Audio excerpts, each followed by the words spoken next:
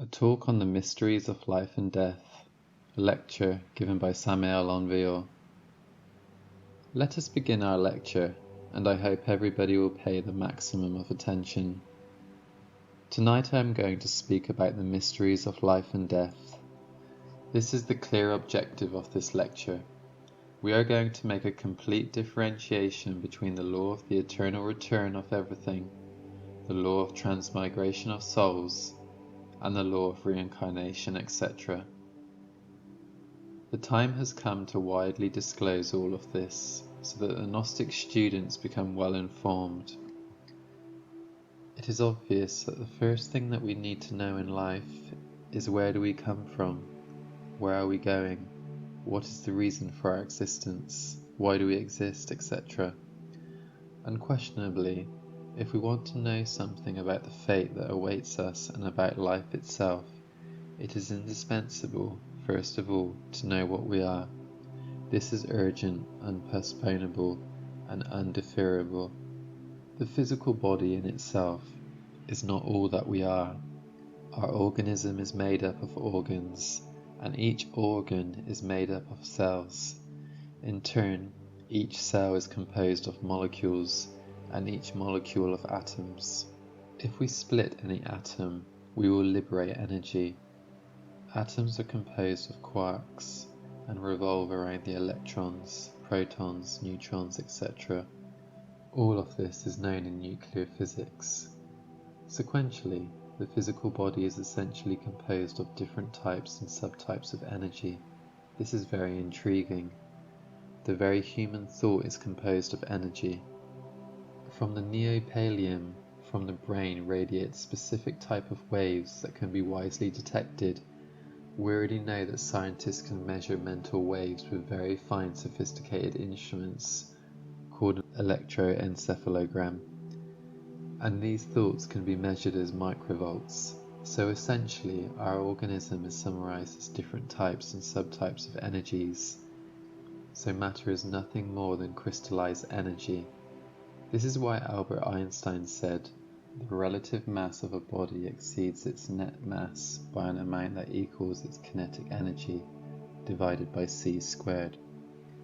He also emphatically affirmed that the energy equivalent of a mass is equal to the mass times the speed of light squared. Therefore, the so-called matter is nothing more than crystallized energy. Moreover, the physical body has a vital organic base. I am emphatically addressing the linga cerera of Theosophy, the biothermal electromagnetic condensation. Each atom of the vital body penetrates each atom of the physical body, making it vibrate and spark. Indeed, the vital double or vital body is a type of organic double. For example, if the arm of that vital double detaches from the physical arm, we feel that our hands fall asleep. When that vital arm penetrates once again into the physical arm, when each atom of the vital body penetrates into the physical one, it produces a vibration. The vibration that one feels when the arm falls asleep and one has to awaken his arm, feeling, as we say, a kind of pins and needles sensation. Well, if the vital body was definitively removed from a physical person, and if this vital body was not attached to the physical body again, then the physical person would die. So the vital body is indeed interesting. Nonetheless, the vital body is nothing more than the superior section of the physical body. It is, we may say, a tetradimensional part of the physical body. The Vedantists consider that the vital and physical bodies as one whole, as one unity. A little bit further beyond this physical body, with its vital organic base, we have the ego. The ego in itself is a conjunction of different inhumane elements that we carry within ourselves. It is obvious that those elements are denominated anger, greed, lust, envy, pride, laziness, gluttony, etc., etc., etc. So many other defects that we have that Virgil in his Aeneid, Book 6 said, "No, not if I had had 100 mouths, 100 tongues, and throats of brass." inspired with iron lungs. I could not half those my horrid crimes describe, nor half the punishments those crimes have met. So the ego is nothing more than this. Nevertheless, some people enthrone their ego in their hearts. They make an altar for it, they worship it. These people are sincere but mistaken, because they assume that the ego by itself is something divine, and indeed about this they are perfectly mistaken. Some others divide the I into two parts, superior I and inferior I, and they want their inferior I to be controlled by their superior I. People do not want to become aware that the inferior section and the superior section are just two parts of the same thing. The I in itself is time. The I in itself is a book of many volumes. In the I we find all of our aberrations, all of our defects, all of that which makes us authentic intellectual animals in the most complete sense of the word. Others state that the superior I is the divine alter ego and worship it. This is indeed just another way of finding escapes in order to save the I, in order to divinize it. Sadly, the I is still just the I, and that's all. Death itself is indeed a mathematical subtraction of fractions. Once the mathematical operation is done, the only thing that remains are the values. These values are positive and negative. These are also good and bad. Eternity swallows, devours these values in the astral light. These values attract and reject each other in accordance with the laws of the universal magnetism. These values are just the inhumane elements that constitute the ego. These inhumane elements sometimes crash among themselves or simply attract or reject each other. Death itself is the return to the original point of departure. A person is what his or her life is.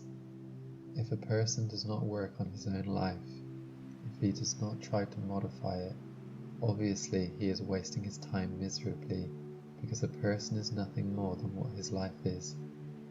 We have to work on our own life in order to make it a masterpiece. Life is like a motion picture. When the motion picture ends, we take the film into eternity.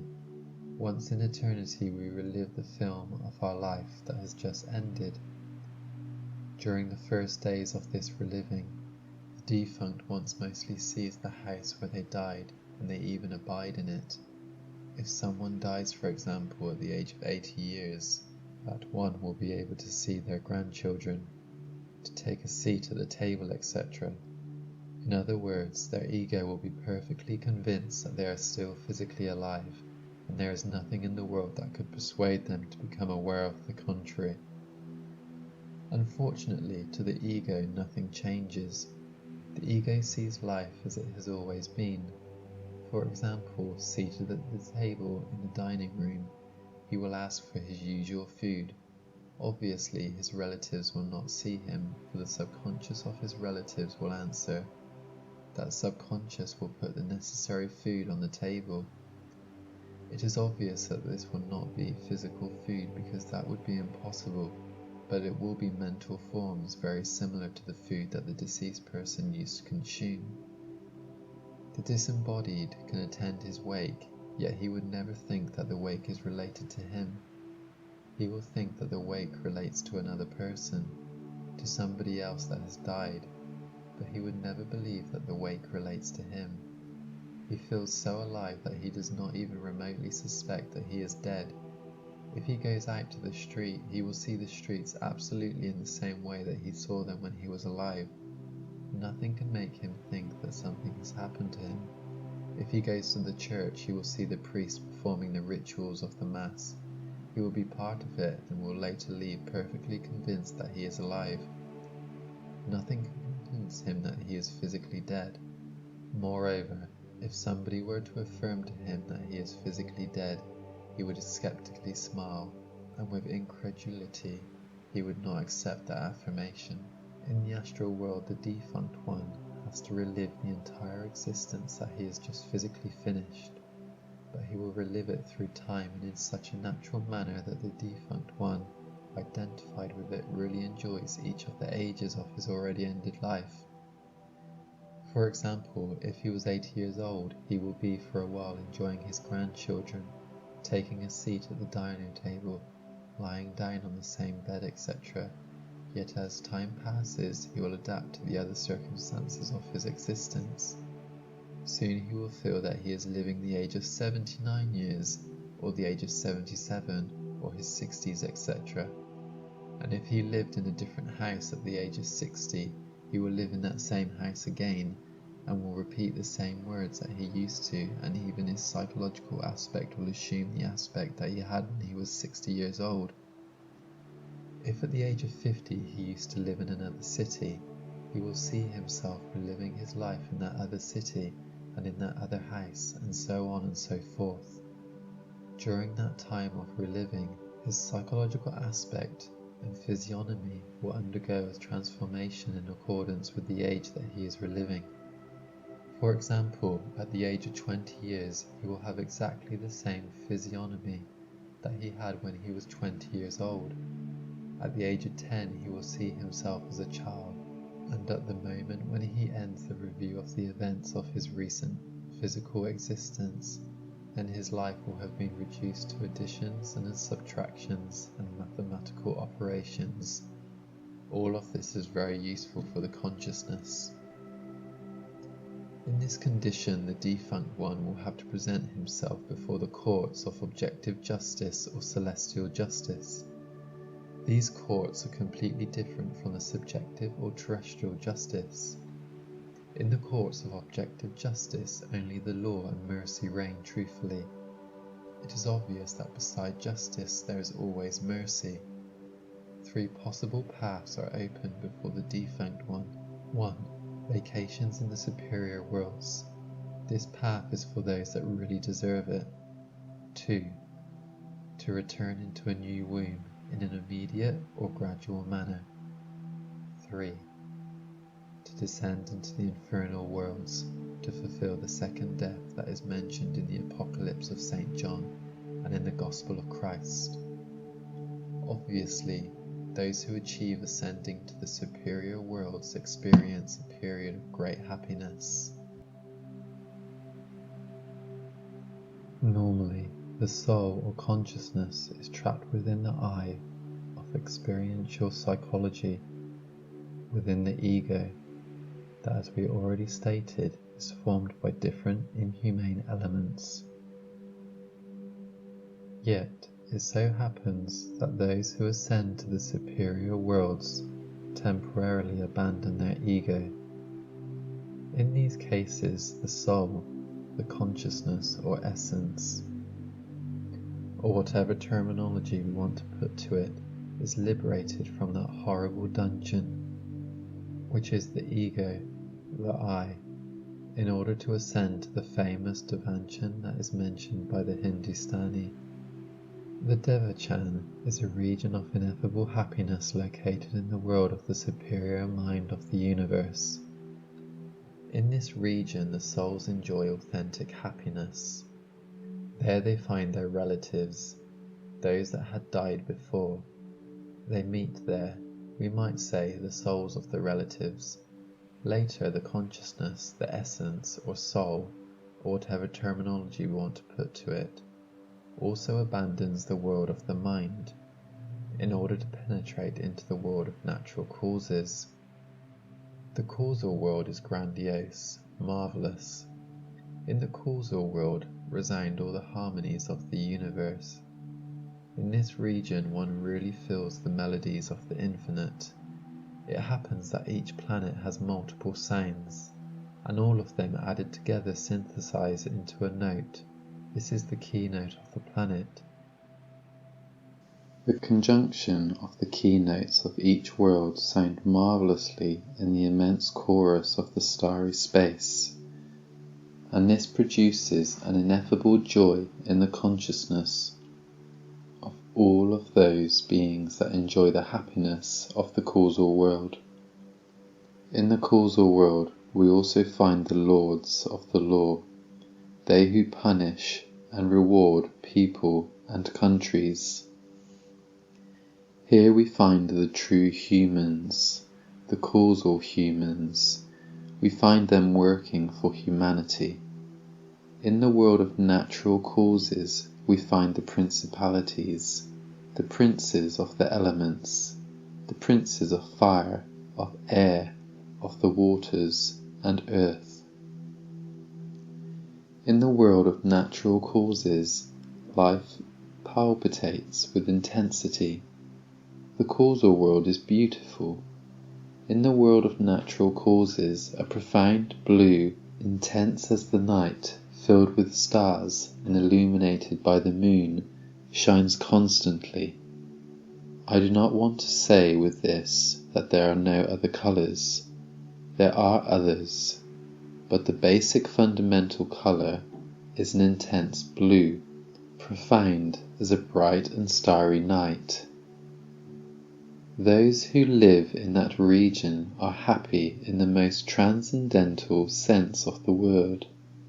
However, sooner or later, any reward ends.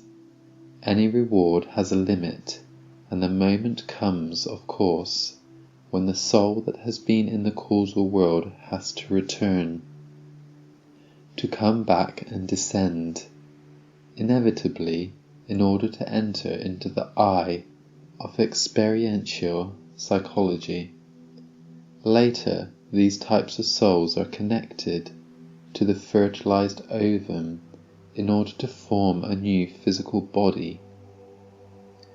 Once they are reincorporated, they emerge again to the physical world. The other path is for those that descend to the infernal worlds. These are people that have already fulfilled their time, their cycle of manifestation, or that were very perverse.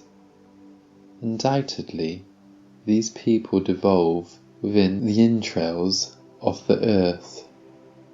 In his Divine Comedy, Dante Alighieri talks about the 9 Dantesque circles, and he sees those 9 circles in the interior of the earth.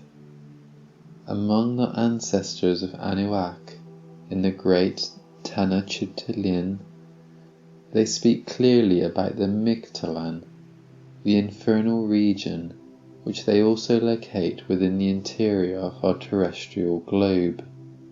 Among the ancestors of Anuak, as we have seen in their codices, to pass through the Mictlan was obligatory.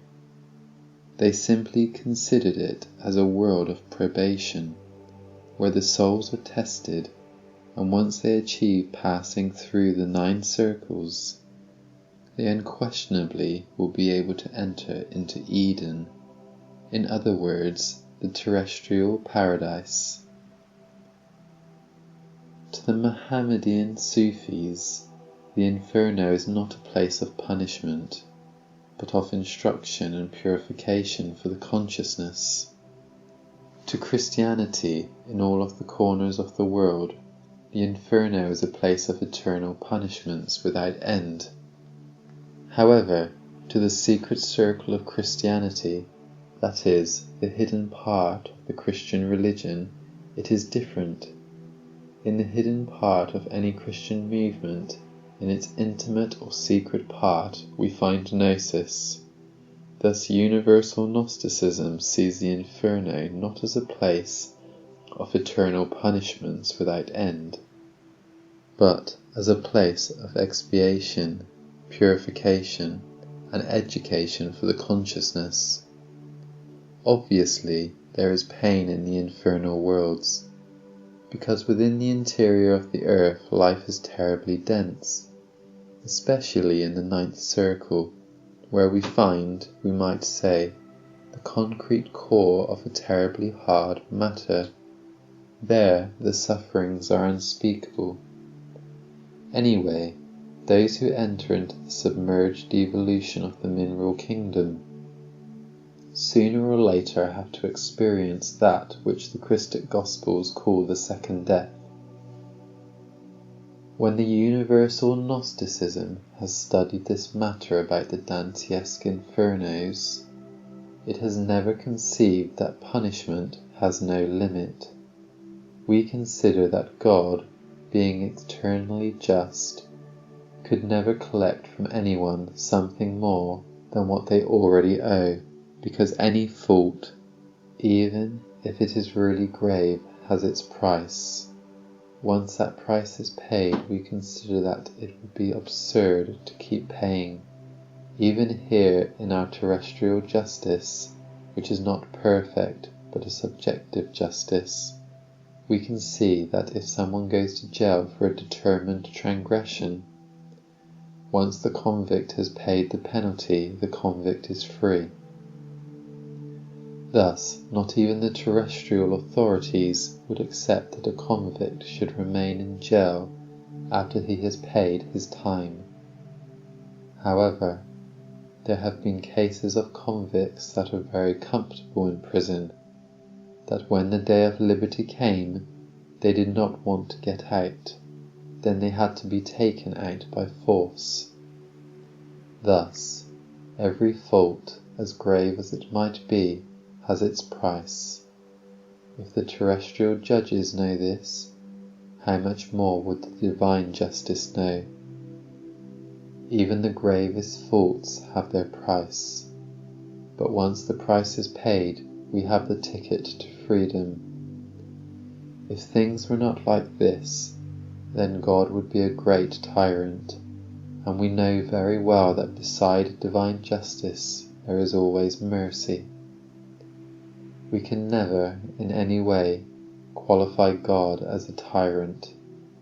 To assume that would be similar to blasphemy, and frankly, we do not like blasphemy.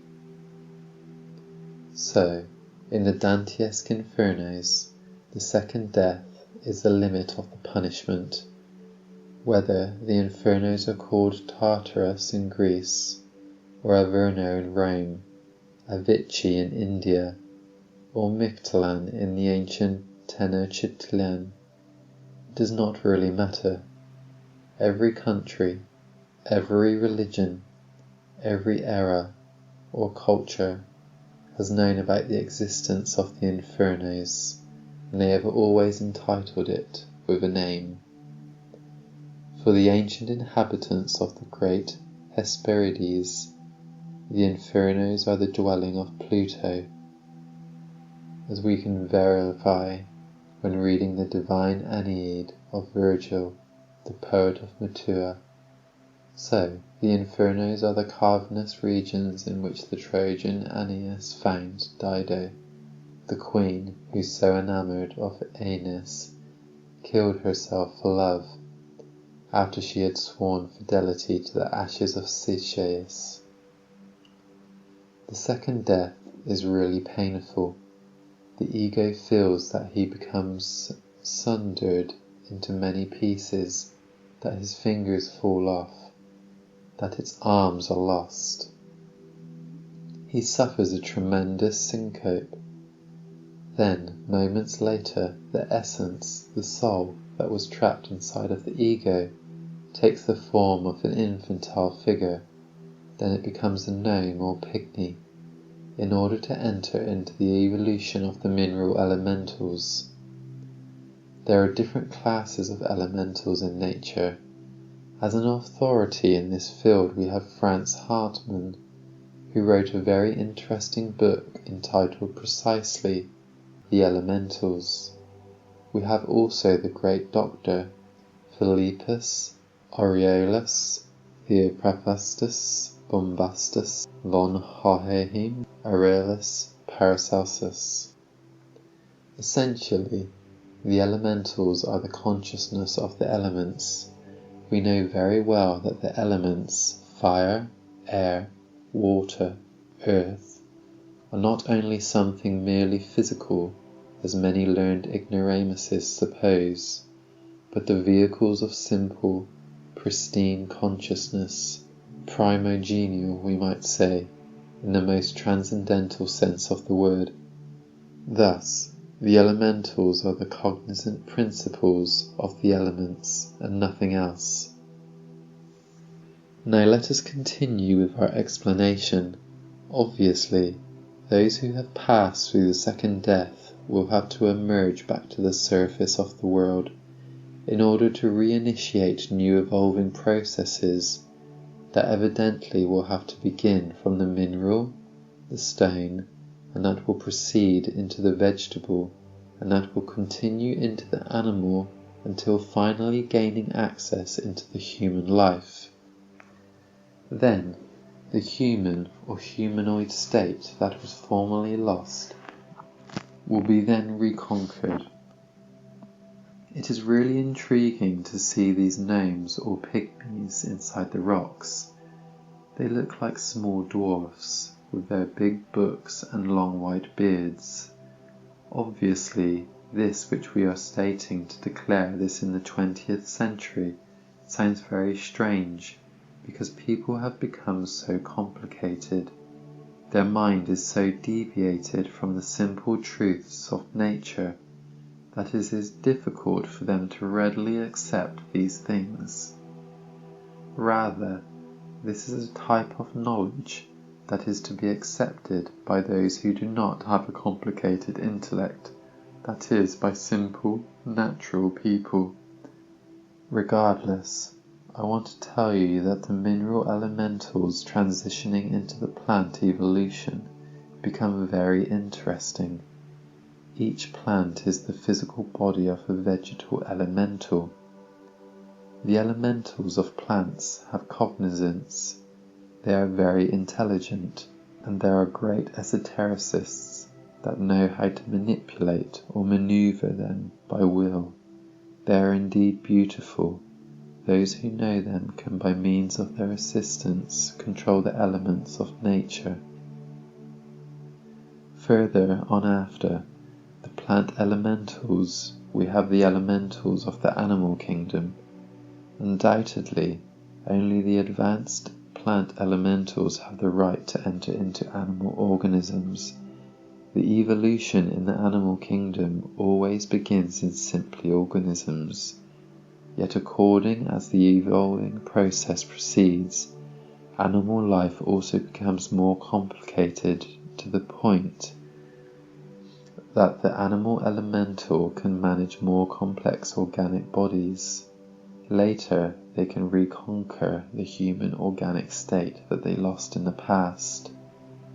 In the human organic state, the elemental, the essence, the consciousness, the soul, or whatever terminology you want to use in order to define it or explain it, once again receives 108 existences for the realization of their inner self.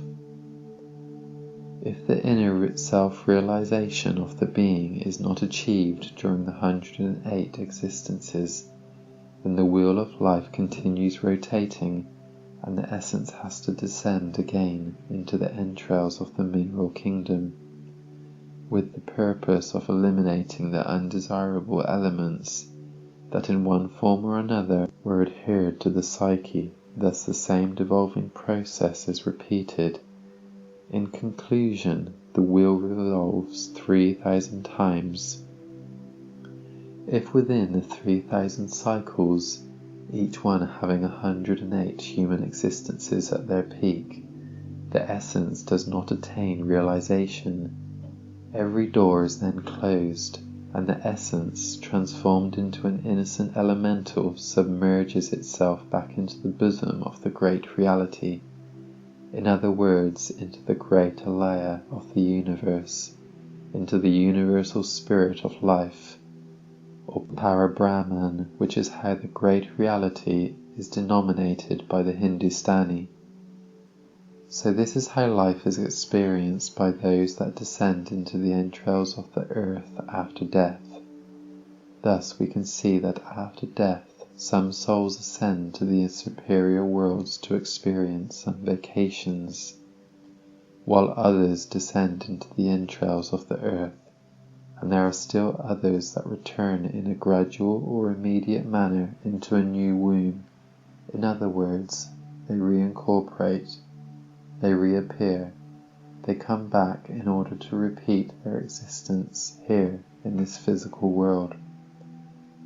When the soul returns or reincorporates, she physically repeats the events of her former life.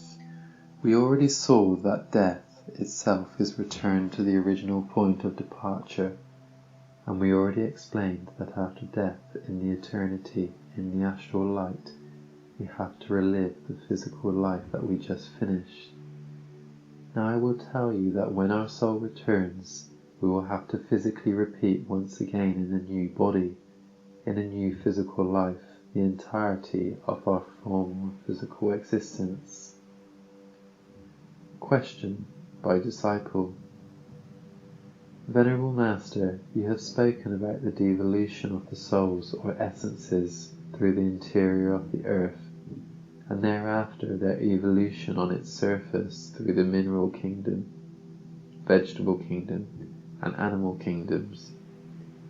You have also stated that human essences have to return 108 times after physical death. Is this doctrine of the transmigration of the soul? Answer by Samael Aun Weor. No. I just mentioned the law of the transmigration of souls in regard to the souls that have fulfilled the cycle of 108 human existences, and the necessity for them to descend into the entrails of the world. Posteriorly, I stated that once the ego is dead, these souls would be able to evolve again from mineral organisms to human organisms. This is the doctrine of the transmigration of the soul. Now I am beginning to talk about the doctrine of the eternal return of everything, along with that other law that is named the doctrine of reoccurrence. If instead of descending into the entrails of the world, the soul returns here to the physical world in a gradual or immediate manner, it is obvious that soul will have to repeat in her new existence the same life, the life that just ended.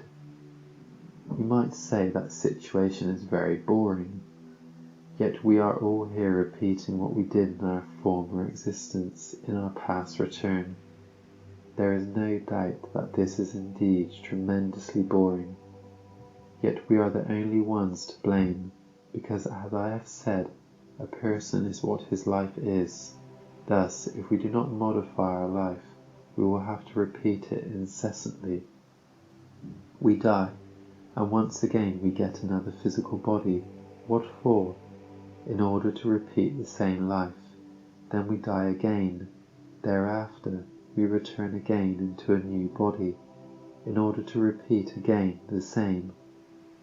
However, the day when we have to carry our boring song to another place arrives. Then that day we will have to descend into the entrails of the world until the second death. Thus we cannot avoid such repetitions.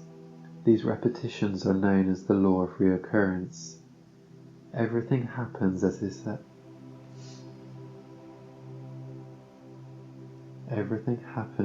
has happened before. But why, you might ask? Why does the same has to be repeated? Well, this deserves an explanation. First of all, I want you to note that I is not something autonomous or self-cognizant, or something we might say very individual. Indeed, the I is a sum of many I's. It is plurality. The common and current psychology, modern psychology, conceives the I as a totality, yet we conceive the I as a collection of many I's, because one is the I of anger, another is the I of greed, another is the I of lust, another is the I of envy, another is the I of laziness, another is the I of gluttony. Thus there are different I's. There is not one single I, but many I's within our organism. It is obvious that the plurality of the I is the foundation for the doctrine of the many, which is taught in Asian Tibet. The great Kabir Jesus confirmed this doctrine of the many I's. It is written that he removed 7 demons from Mary Magdalene's body, There is no doubt that these were the 7 capital sins: anger, greed, lust, envy, pride, laziness, gluttony. Each one of these demons is the head of a legion. This is why, as I have repeated many times, Virgil said, "No, not if I had 100 mouths, 100 tongues, and throats of brass, inspired with iron lungs, I could not half those my horrid crimes describe, nor half the punishments those crimes have met." From the Aeneid. Each defect is an eye in itself, so we have many eyes defects. If we qualify those eyes defects as demons, we are not mistaken. In the Christian Gospel, Jesus asks a man with an unclean spirit, "What is thy name?" And he answered, saying, "My name is Legion, for we are many." Mark chapter 5, verse 9. Indeed, in the depth, the true name of each of us is Legion. Thus, each eye demon of this legion wants to control the brain, wants to control the 7 principal centers of our organic machine. Each eye wants to be renowned, to strive for fame, to ascend to the top of the ladder, to make itself noticed, etc. Each eye demon is like a person inside of our body. If we were to say that within our personality there live many people, we would not be deluded. Indeed, this is how it is. Therefore, the mechanical repetition of the different events of our past existences is certainly based in the multiplicity of the I. Let us explain this with concrete facts. Suppose that in a past existence, at the age of 30, we had a fight with someone in a tavern, something common in life. Obviously, the I defect of anger was the principal personage of this event. After death, that defect will continue to exist within eternity. Thus, in our new physical existence, that I defect will remain in the depths of our subconsciousness, awaiting the age of 30 in order to return to another tavern. Within our I defect there is resentment, which is an impulse that desires to meet the person involved in that previous event. Likewise, the other person who was involved with us in that tragic tavern event also has his own I that wants to revenge, and that remains at the bottom of that person's subconsciousness, waiting for the moment in order to enter into activity. When the age of 30 years arrives, the I of the person, the I anger, the I that took part in that past tragic event, says from within the subconscious, "I have to meet that fellow." On the other hand, the other I from the subconsciousness of the other person says, "I have to find that fellow," and telepathically both I's decide to meet in some other tavern. So they finally in their new existence meet physically, personally, and repeat the event as it happened in their former existence. All of this has been done without the intervention of our intellect, below the awareness of our reasoning. We have been simply dragged to a tragedy. We have been unconsciously taken to repeat the same thing over again. Now let us look at another case where a man who in his past existence at the age of 30 had a love affair with a lady. After that affair, the I of that affair remains alive. Thus after death it continues alive within eternity. When we return, when we reincorporate into a new physical organism, that I that caused the affair continues to be alive at the bottom of the subconsciousness. In other words, within the unconscious levels of our life, of our psyche. That I awaits for the moment in order to enter into a new activity.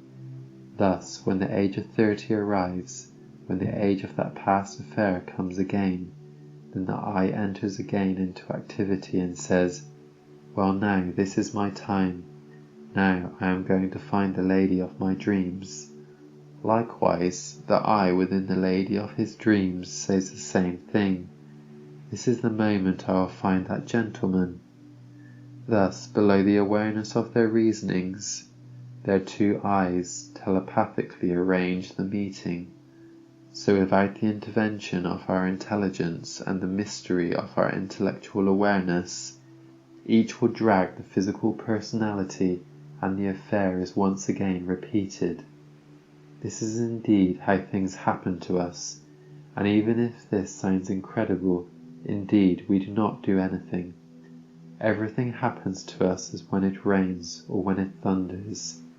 If in a former existence one had a problem with real estate, for instance a house, then the I of that problem will remain alive after death. In the new existence, this I will be hidden in the levels of the mind, awaiting for the moment in order to enter into activity. So if that problem occurred in the past life at the age of 50, then in this present moment at the age of 50 that I will say, "This is my moment," and the other person with whom one had that problem will certainly also say, "This is my moment." Thus they encounter each other again at a similar event, and they repeat the scene. Therefore, this indicates that we do not even have free will. Everything happens to us, I repeat, like when it rains or thunders. There is a small space of free will, but it is very small. Imagine for a moment a violin inside its case. There is a very little space for that violin to move around. That is like the space our free will has to move in, which is almost nothing. So there is only a small space for free will, almost imperceptible. Yet, if we know how to use it, then it is possible for us to transform ourselves radically and become liberated from the law of recurrence. But it is necessary to know how to take advantage of it. How? Or only in practical life, by becoming a bit more observant of ourselves, can only small margin of free will be used. When one accepts that one has one's own psychology, then one begins to observe oneself, and when one begins to observe oneself, then one begins to become different from the rest of the world. In the street, at home, and at our job is where the defects that we carry hidden within blossom spontaneously. And if we are as alert and vigilant as a watchman in the time of war, then we can see them. A discovered defect has to be prosecuted by means of in-depth analysis.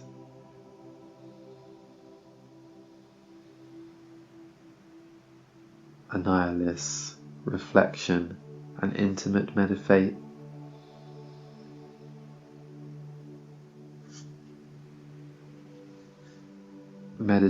of the being, with the objective of comprehending it. When one comprehends this or that I defect, then one is prepared to automatically disintegrate it.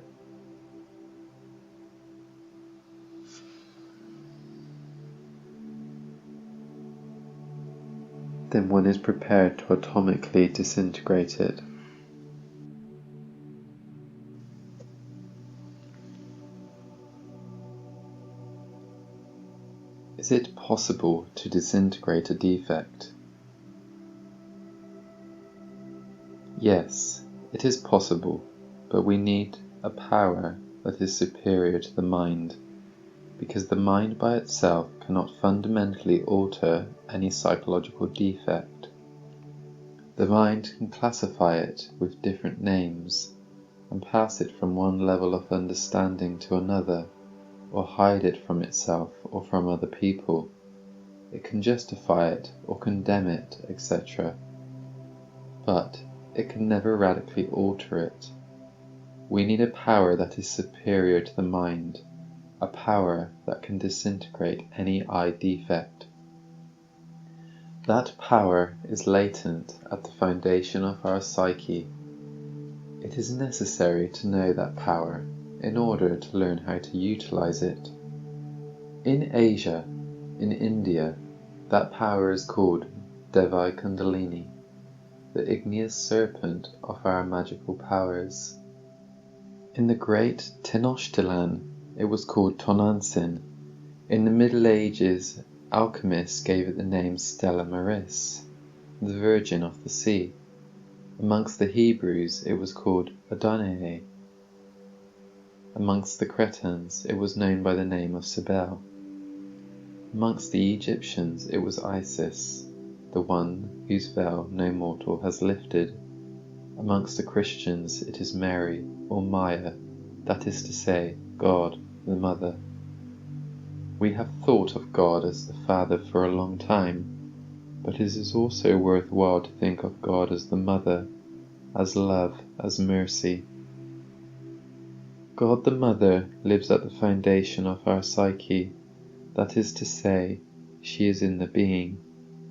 I may say to you that God the Mother is a sunderable part of the Holy Spirit.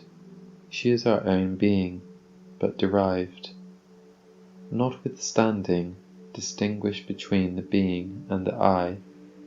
The being and the I are incompatible. They are like water and oil. They cannot be mixed. The being is the being, and the reason for the being is to be the being itself. The being is, what has been, and what will always be. It is the life that palpitates within each atom, just as it palpitates within each sun. So God the Mother is a variant of our own being. This means that each one of us has his own particular individual Divine Mother. The Hindustani name her Kundalini. I agree with that term, and I consider that while in profound meditation we may invoke the Divine Mother Kundalini and beseech her to disintegrate the I defect that we have perfectly comprehended by means of meditation. After our supplication, the Divine Mother will proceed and disintegrate it. She will reduce it to cosmic dust. When a defect is disintegrated, it liberates psychic essence, because inside of every defect there is a percentage of trapped psychic essence. Thus, when a defect is disintegrated, the spiritual essence is liberated. If two defects are disintegrated, one more spiritual essence will be liberated. And if the totality of the psychological defects that we carry within is disintegrated, then we will liberate the consciousness completely. A liberated consciousness is a consciousness that is awakened. An awakened consciousness is a consciousness that will see, hear, touch, and perceive the great mysteries of life and death. It is a consciousness that will be able to experience, through itself and directly, that which we call reality, that which we call the truth, that which is beyond the body, affections, and the mind. When Pilate asked the great Kabir Jesus, "What is the truth?" Jesus remained silent. When the same question was asked to the Prince Siddhartha, the Buddha Gautama Shakyamuni, he turned his back and walked away. The truth is the unknowable from moment to moment, from instant to instant. Thus, only with the death of the ego is how that which is called the truth comes to us. The truth is something that has to be experienced, like when one puts a finger in a flame and is burned. No matter how appealing it might seem, a theory about the truth is not the truth. As respectable and venerable as it might be in relation to the truth, a theory or an opinion is not the truth either. Any idea that we may have about the truth is not the truth, even if the idea is very dazzling. Any thesis that we could substantiate about truth is not the truth either. The truth has to be experienced. I repeat, like when one puts their finger into a flame and is burned. The truth is beyond the body, the affections, and the mind, and can only be experienced in the absence of the psychological I. When the I has not been eliminated, the experience of reality is impossible. The intellect, with various sounding ideas or theories about the truth, as brilliant as they may appear, is not the truth. As Goethe, the author of Faust, said, "All theory, dear friends, is grey, but the golden tree of life springs evergreen." So, to liberate the essence, we need to disintegrate the psychological I. Only thus we will experience the truth.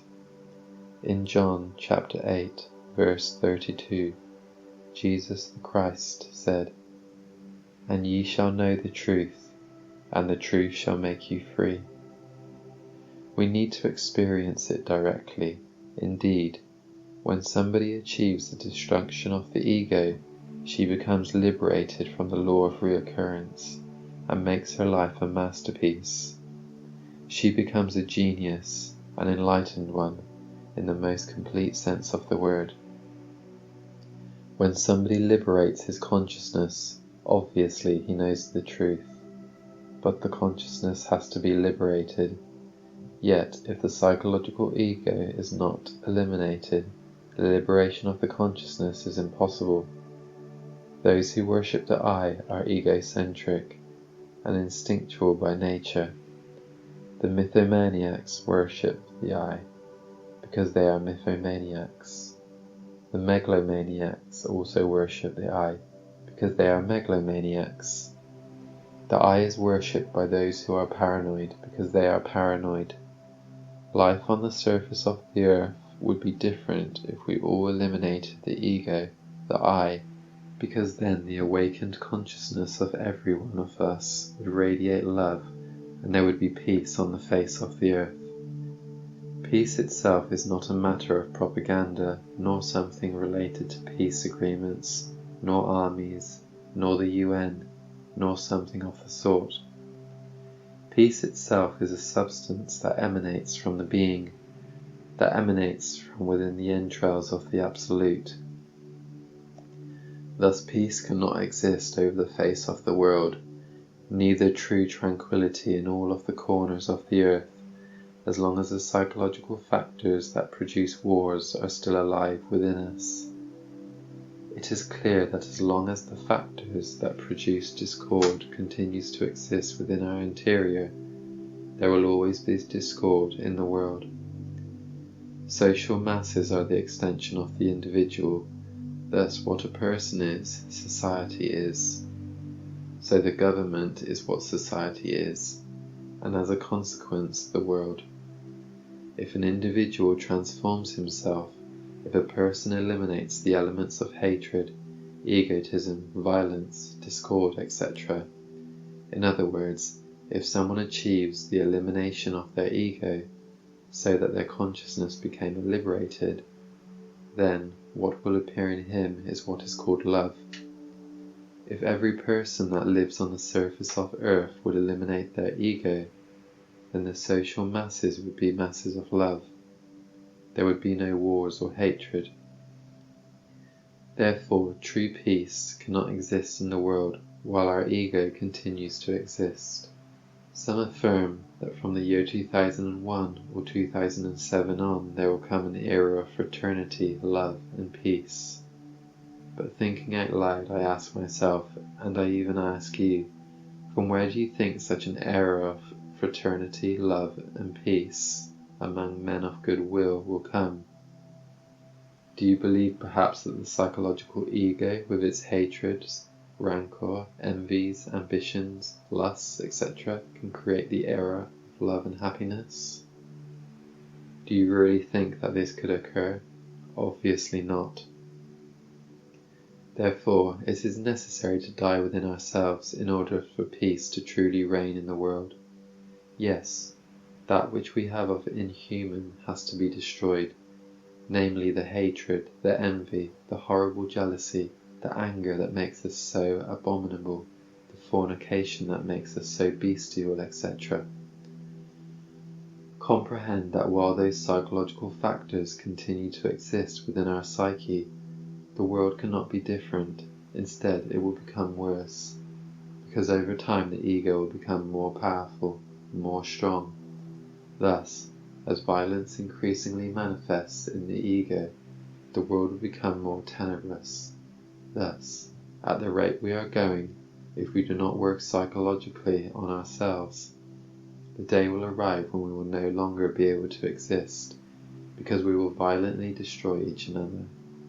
If the ego were to indefinitely continue to grow stronger as we are now, the moment would come when no one could have security in his life, not even at home. In a world in which violence is fully developed, nobody's existence feels secure. So I strongly believe that the solution to all the problems in the world is the elimination of the I.